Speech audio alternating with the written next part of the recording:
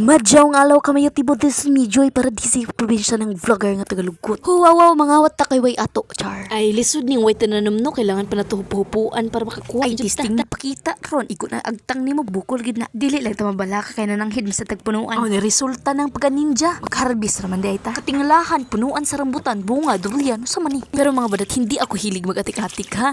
Ito ay isang kalamansi. Ay, kamansi pala. Galing sa bukid sa Sean. Uy, ano kaya ito na Sean? Salvation, Asuncion, Solution. Charot, ganito lang pala balatan ang kamansi mga badat. Hindi ko alam anong Tagalog dito. Basta ito kay mansi. Ito sa amin tawag dito. Hindi naman mahirap mga badat kasi himahumok, malambot lang naman ito. Kailangan mo talagang balatan para hindi magiging lugaw ba? Siyempre, ipot mo na sa kapre na kaldero, no? At dahil kwento lang ito mga badat, tapos na lutura. Pag maging golden brown na siya mga badat, pwede na siyang hainin. Kung gusto mo makain ng madali mga badat, lagyan mo ng mayonnaise at balatan.